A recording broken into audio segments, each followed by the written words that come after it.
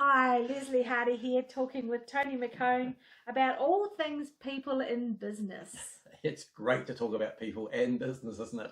You know, people are business at the end of the day, and without people, a lot of businesses wouldn't be here.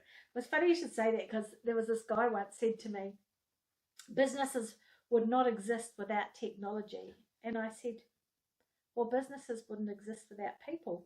And so he said, yes, but without technology, you have no business. we got to the stalemate. And I said, who manages the technology? Oh, people. There's a good segue into the thing that drives people most in the workplace, which is values. Yeah, so that's a really good point, isn't it? Because as a business owner, do you really know what the values your business is bringing to the environment? Because the business isn't you, but it is you. It's a separate entity. Well, you set the tone. Yeah, exactly. Yeah. And you need to understand why you're in business. And a lot of people say, "Oh, I'm here to make a difference." But what difference? What difference are you going to make? So you need to be able to answer that question. And if you know the answer to that question, then you can actually engage people who are aligned to that. Knowing your values is the difference between people coming to get their wages and people burning to make a difference in your business. But making a difference, well, what does that even mean? Yeah, it's a nice cliche which gets thrown around a lot. So it's really about a story, isn't it then, Leslie? So the easiest way, we can talk HR language and talk about vision and mission and values. The easiest way from a lay perspective is knowing what's the story behind your business. Because if you know your story, that is going to express to your customers, your suppliers, and your staff what your values are, what your purpose is, what your mission is. I've worked with businesses to eke their story out, and I've had quite an emotional charge come from some clients when they realised what their business does for society. Nobody ever thinks about that. But you know what? That's the thing that's driving people in this day and age. Yeah.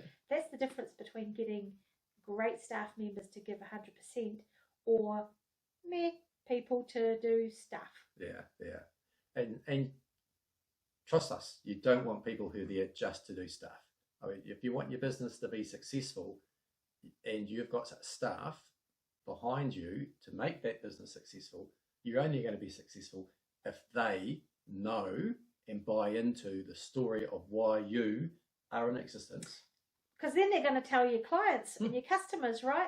They're going to be all about it. They're going to go the extra mile. They're going to be gunning to get that story out into the market. And as a result, business is going to flow in because people want to work with someone who's got a good story. At the end of the day, your employees go home. They're going to interact with their family. They're going to interact with their friends over a drink, on the sports field, wherever. And people invariably say, "Oh, where do you work? What do you do?" If you've got a really good, compelling story, which is about your reason for it being in existence, they're going to express that story to their friends and the people they interact with. And that's the best advertising you're going to get for your company, is your staff knowing your story and being able to tell your story to the people they interact with. That's the secret behind engagement. So they use this word engagement. But the actual engagement is people love your story and love to work for you and love to talk about you. If you go to the rugby club this weekend and you say, "What do you do, Bob?" and he goes, "I push widgets." And then you go to the next person, "What do you do, John?" "Well, I make a difference with people creating these parts so that go into other machines that really fix other machines that help other people with their health." That's quite a different thing than saying, "I make widgets." And that's the difference. And it's quite powerful when I work with people around their story. That starts a whole train of things. It underpins your values. It underpins the way that you structure the business, the way that the kinds of behaviors you're looking for in the business. It structures just everything, and it just makes everything hum. That does, yeah. So having a really good, compelling story, is going to make it easier for you to get the right people you need to actually deliver that in the marketplace as well. Because when you're advertising for a job, you don't just put up, I need another widget maker.